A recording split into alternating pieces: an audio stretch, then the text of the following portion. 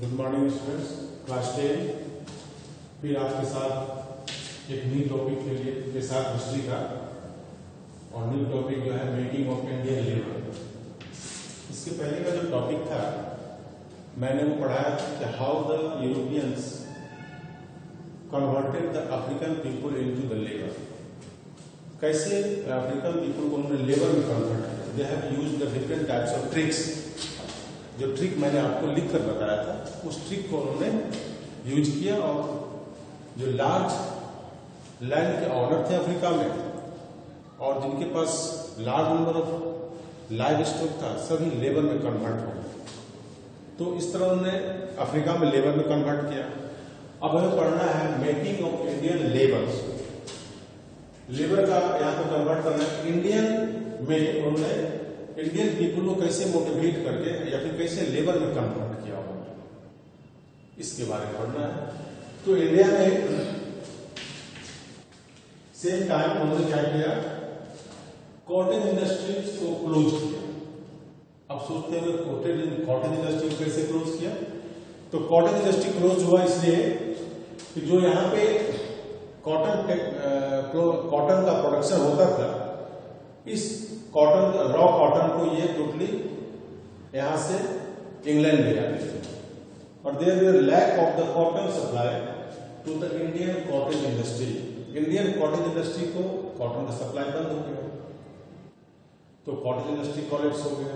जब cotton industry collapse हो गया तो उसमें काम करने वाले जो भी लेबर्स अनएम्प्लॉयड हो गए।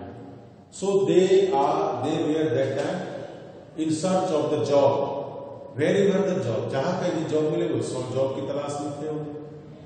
इस तरह वो लेबर में कन्वर्ट हुए और मोटिवेट हुए अब्रॉड जाने के लिए और अफ्रीका जाने के लिए, फिर जहां पे यूरोपियन ले जाना चाह रहे। लैंड रेट वाज रेज, जमीन का जो टैक्स लिया जाता था उसको बढ़ा दिया गया, कई गुना कर दिया गया।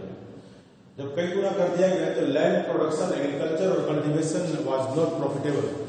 वो प्रॉफिटेबल नहीं रहा फार्मर्स के लिए, तो वो लैंड में एग्रीकल्चर करना उन्होंने छोड़ दिया।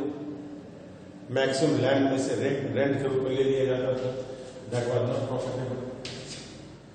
जो भी कल्टिवेबल लैंड था, तो मैक्सिमम लैंड को या तो इंडस्ट्री एरिया में कन्वर्ट कर दिया या फिर यूरोपियन को प्लांटेशन के लिए चीप रेट कर दिया। किसको दे दिया? यूरोपियन को प्लांटेशन के लिए चीप रेट दे दिया। तो उसमें जो काम करने वाले थे सभी लेबर में कन्वर्ट हो गए। इंडियन एजेंट, उसके बाद वो ब्रिटिश एजेंट को एंगेज करते थे to employ the labour to work in the plantation of the Europeans. European के प्लांटेशन में काम करने के लिए, माइंस में काम करने के लिए एजेंट को अपॉइंट करते थे, और वो गांव गांव जाकर के लोगों को अपॉइंट करते थे। सेकेंड, इंफॉर्मेशन वो गलत देते थे। इंफॉर्मेशन क्या देते थे? among the laborers they always spread the message that we will provide, the British government will provide a better facilities of the work, better salary, better working condition, ये अच्छे provide किए जाएंगे। उनको ल्योर किया जाता था, उनको लोभ दिया जाता था ताकि वो काम करने के लिए रेडी हो जाए और जाने के लिए रेडी हो जाए वर्किंग प्लेस पे। और जब इससे भी रेडी नहीं होते थे तो अल्टीमेटली क्या किया जाता था? किडनैप कर लिया जाता था, फोर्सफुली उनको लेकर के ब्रांडेड करके और उसको भेज दिया जाता था वर्किंग के लिए इंडिया से बाहर, जहां भी colony. Condition of the labour, अगर लेबर कहीं भी जाते थे, जो इंडिया से साउथ अफ्रीका लेबर गए, तो उनका कंडीशन देखिए होगा। यहां पर उन्होंने क्या कहा, ये फॉल्स इंफॉर्मेशन देना मीन्स सारे कंडीशन, वर्किंग कंडीशन बहुत अच्छे होंगे, सैलरी अच्छी होगी, उनको फ्रीडम होगा, 5 साल पर लौट कर चले आएंगे, ये वो इंफॉर्मेशन देते थे। लेकिन ऐसा कुछ भी नहीं।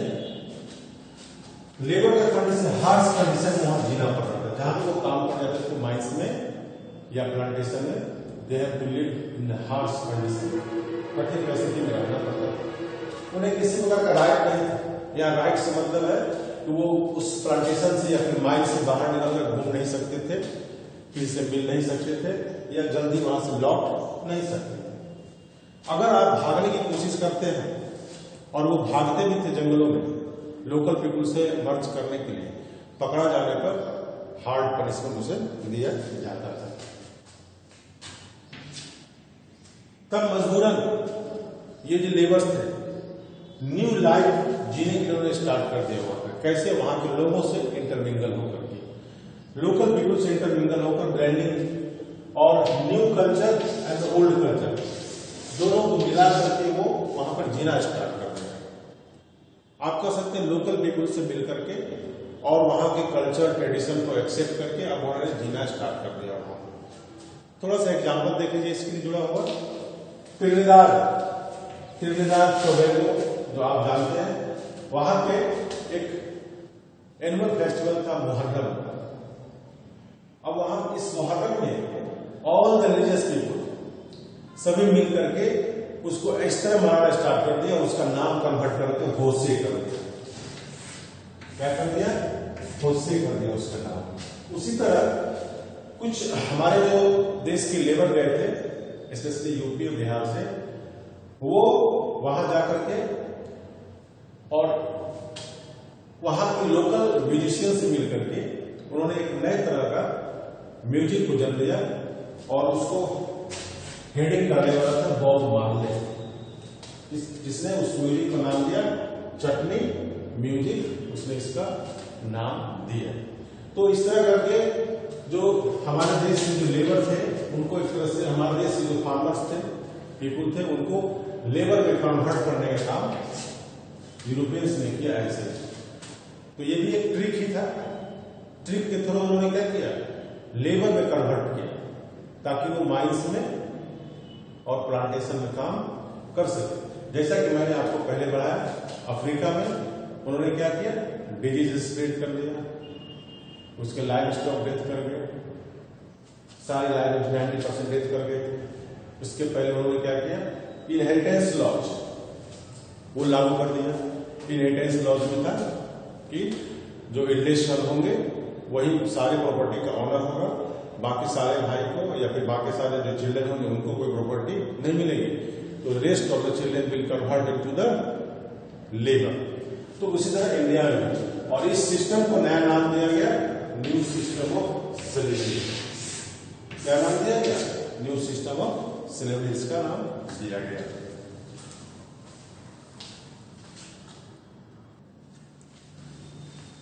हाँ, नेक्स्ट टॉपिक आपका जो है वो Indian trade, colonialism and the global system. देखिए इसमें trade and colonialism and the global system आपको ये पढ़ना। पहला देखिए कैसे हमारे देश का ट्रेड अफेक्टेड हुआ। इसके पहले मैंने बताया आपको हमारे देश से लेबर को कैसे कन्वर्ट किया गया, फार्मर्स को कैसे कन्वर्ट किया गया लेबर में, ताकि उसकी माइंस में अंदर प्लांटेशन में काम कर सके। अब हमारे देश के ट्रेड को कैसे इफेक्ट किया गया उसको हमें पढ़ना। सबसे पहले तब देख लीजिए फाइन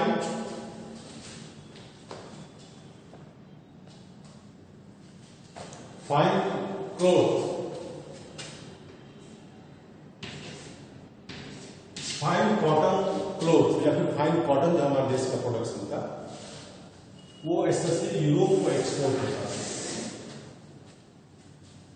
यूरोप को एक्सपोर्ट हो रहा था, जिसके कारण वहां पे जो इंडस्ट्रियलिस्ट थे उन्होंने इस पे रोक लगाया गवर्नमेंट। उसका कारण था जब यूरोप में इंडस्ट्रियलाइजेशन हुआ तो इंडस्ट्रियलाइजेशन के कारण यूरोप में भी मौका मिला कॉटन के प्रोडक्शन को बढ़ाने। जब कॉटन का प्रोडक्शन वहां होने लगा तो वहां के जो इंडस्ट्रियलिस्ट और लैंडलॉर्ड्स थे उन्होंने गवर्नमेंट को प्रेशराइज किया कि इंपोर्ट पे रोक लगा दिया जाए, इंडिया से जो कॉटन जाता है उस पर रोक लगा दिया जाए। ठीक है, तो इसी रोक लगाया जाए ताकि वहां जो लोकल फार्मर है उनको चांसेस मिले कॉटन का प्रोडक्शन कर सके और चीप रेट में इंडस्ट्री को सप्लाई करे। वो कैसे हुआ? इंडस्ट्रियलाइजेशन के कारण हुआ। मीन्स प्रोडक्शन के जो डिफरेंट फैक्टर्स थे और new method of production, modernise method of production को यूज करके कॉटन का प्रोडक्शन यूरोप में बढ़ गया, जो सप्लाई होने लगा इंडस्ट्रीज को, यूरोप की इंडस्ट्रीज को। तब इंडस्ट्रीज ने ये गवर्नमेंट प्रेशर दिया इंडिया से इंपोर्ट को रोक लगा दिया जाए। तब ब्रिटिश गवर्नमेंट ने क्या किया, इंडियन से एक्सपोर्ट पे टैक्स बढ़ा दिया। जो कॉटन यहां से इंपोर्ट होते थे उस पर टैक्स बढ़ा दिया गया, और इवन द क्लोथ पे भी, जो कॉटन क्लोथ यहां से सप्लाई होता था यूरोप, उस पर भी टैक्स बढ़ा दिया गया। जैसा कि मैंने पहले आपको बताया, यूरोप में जो बड़े बड़े नोबेल फैमिली थे, सभी नोबेल फैमिली में इंडियन क्लोथ को लाइक किया जाता था। घर के हर पार्ट में वो इंडियन क्लोथ को यूज करते थे, कपड़े को यूज करते थे। तो इंडिया से जो इंपोर्ट होता था धीरे धीरे डिक्लाइन होता चला गया। हमारे देश जो इंपोर्ट होते थे cotton as well as cotton cloth, सीधे डिक्लाइन मतलब घटता चला गया। इसका मतलब हमारा ट्रेड ने इफेक्ट कर दिया। हमारा ट्रेड जो था वो धीरे पहले चल रहा था ऑलमोस्ट मोर देन 5% वो जा रहा था कॉटन यहां से, और रेस्ट ऑफ जा रहे थे यहां से क्लॉथ जा रहे थे, कपड़े जा रहे थे। अब वो सीधा उल्टा हो, हमारे इंडिजिनस क्लॉथ का डिमांड घटता चला गया। पहले घटने का कारण क्या है कि वो कॉटन यहां से ले जा रहे थे, क्लॉथ अब नहीं ले जा रहे थे। जो कॉटन ले जा रहे थे वो रॉ मटेरियल पे ले जा रहे थे। तो हमारे जो कॉटन इंडस्ट्रीज थी उसको रॉ मटेरियल सप्लाई बंद हो गया। जब रॉ मटेरियल सप्लाई बंद हो गया तो इनका प्रोडक्शन बंद हो गया, प्रोडक्शन बंद हो गया तो कपड़े की सप्लाई बंद हो गई। तो पहला कारण था रॉ मटेरियल का प्रॉब्लम, और दूसरा था जो इंडस्ट्रियलाइजेशन यूरोप में हुआ तो फैक्ट्री मेड क्लॉथ आने लगे and that was very cheaper, वो सस्ता था। पॉवर्टी उस समय छाया हुआ था तो लोग ये चीपर क्लॉथ को लाइक करते थे। Then they do not like the cottage made cloth, that was very costly, वो बहुत महंगा होता था, जिसके कारण हमारे देश के अंदर जो कॉटेज इंडस्ट्रीज थे टोटली कॉलेप्स हो गए, और ब्रिटेन से हमारे देश में क्लॉथ भी आने लगा, मैसिंग में। और इस सिस्टम को हम क्या कर सकते हैं, ड्यूअल एक्सप्लॉयटेशन। ड्यूअल एक्सप्लॉयटेशन मतलब वो हमारे देश से चीप रेट में रॉ मटेरियल भी ले जाते थे, और वहां प्रोडक्शन करने के बाद हमारे देश को एक बिग मार्केट उन्होंने बना रखा था। बिग मार्केट बना रखा ताकि यहाँ पे अधिक से अधिक प्रोडक्ट को सप्लाई करें और अर्निंग करें। तो दो तरह से हुआ, कॉटन ले गए तो उन्होंने एक्सप्लॉयटेशन किया, और प्रोडक्ट को सेल किया तो उन्होंने इसको एक्सप्लॉयट किया। ओके, तो इस तरह करके इसको इफेक्ट किया गया। Thank you.